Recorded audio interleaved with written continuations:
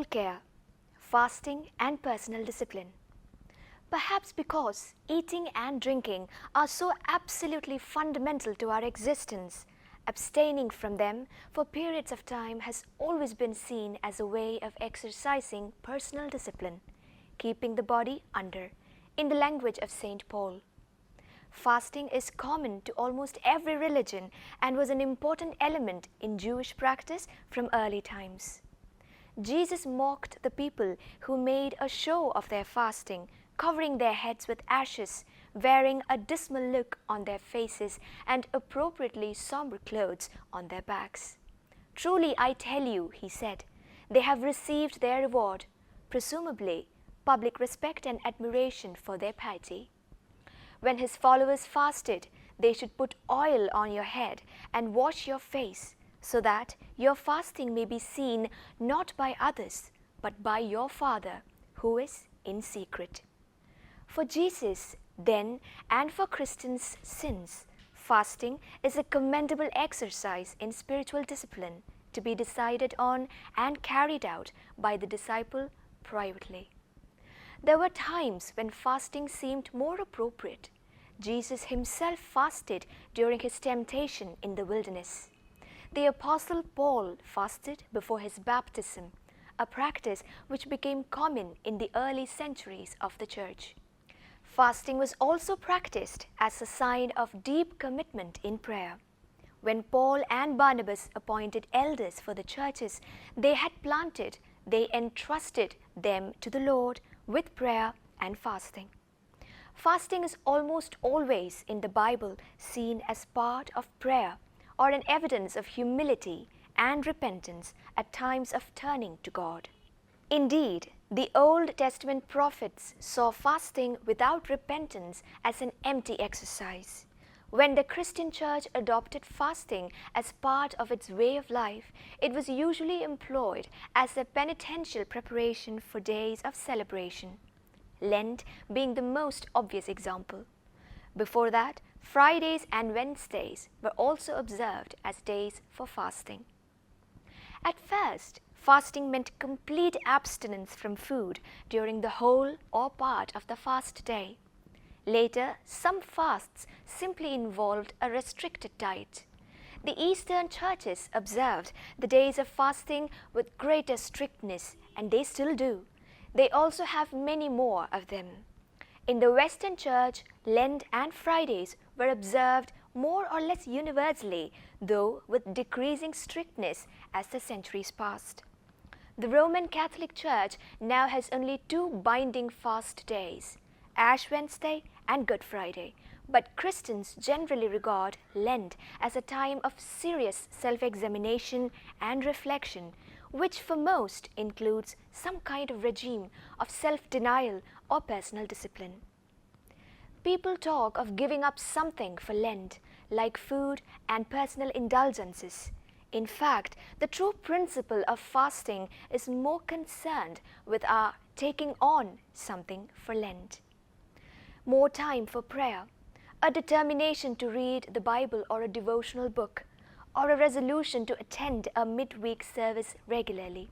Alongside that, however, can we go a degree of abstinence to give authenticity to our protestations of repentance? Hunger may not automatically fuel devotion, but a full stomach and a glass or two of wine can very effectively put out its fire.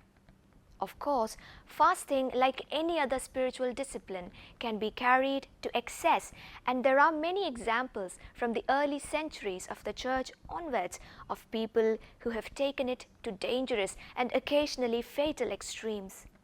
It is crystal clear from the teaching and practice of Jesus and the apostles that there is nothing intrinsically wrong with enjoying our food and drink.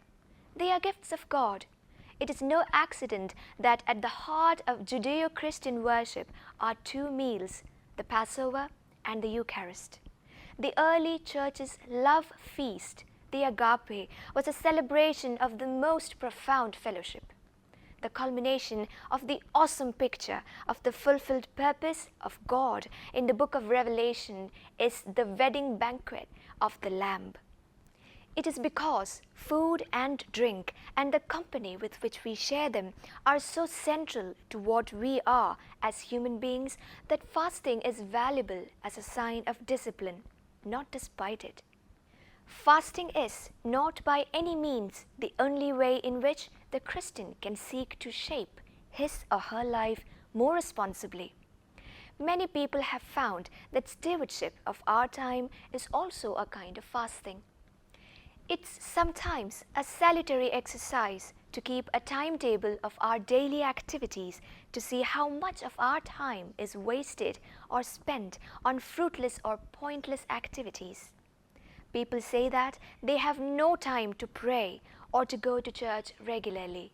What they actually mean is that they prefer to use the time they have on other things. After all, the average adult Briton spends 27 hours a week watching television. A round of golf takes about 3 hours. A visit to the hairdresser may well take a woman 3 hours or more. Now, none of these is wrong, but it is relevant to ask how we can say there is no time for something as vital as prayer or worship when time is so liberally allocated to these things we enjoy doing. Frankly, we find time or we make time for what we truly want to do. It is, of course, one thing to say that fasting is a good thing and quite another to appreciate exactly how what is effectively starving ourselves can be the will of God. The obvious answer to that lies in the experience of millions of devout people down the ages, including, as we have seen, Jesus himself. Though that may be the obvious answer, most of us would probably find greater assurance through testing its efficacy for ourselves. Indulgence is clearly an unhelpful practice. Those who eat more than they need or drink more than is good for them not only endanger their physical health, they risk living in a kind of constant stupor, a style of life devoid of energy, sensitivity, and grace. Moderation has always been held up as a Christian virtue, as opposed to abstinence on one hand and indulgence on the other. The difference between moderation and fasting is that from time to time and for a specific purpose, we can voluntarily abstain from things which we enjoy in order to demonstrate that we are in control of our appetites rather than our appetites being in control of us. Strangely, and a simple trial will demonstrate the truth of this, to assert control over what is instinctive can give us a fresh sense of spiritual freedom. My body and its appetites, good and normal though they may be, will not have dominion over my mind and spirit. In that renewed sense of freedom, we may find a fresh appetite for other fare, meditation, reflection, prayer, praise. Certainly, prayer will be given a new authenticity because the act of fasting demonstrates a seriousness, a sense of divine priority, which the very root of regular prayer can tend to undermine. When our time of fasting comes to an end, we can return to our normal, balanced lifestyle, perhaps with a fresh sense of gratitude for the gifts of food and drink. As the old Scottish saying goes, ye never ken the wealth of water till the well gangs dry. Those who have fasted are less likely to take for granted the joy of our daily bread, much less the gladness of a shared glass of wine or a warm dish of cooked food. We may laugh at Christians in the past who have squatted on poles, lived in caves, or survived for months on nothing but bread and water in order to prove their devotion. To us, it was at best eccentric, at worst a total distortion of faith in a generous and gracious God who wills abundant life for his people. But if we laugh at them, might we not also weep for our contemporary generation, which seems in danger of losing any sense at all of self-discipline? Somewhere there is a balance to be struck. It cannot and must not be a choice between excessive self-denial and total self-indulgence. Those who have learned the secret of self-discipline, and most of us are still novices at it, are those who have also learned the secret of self-fulfillment.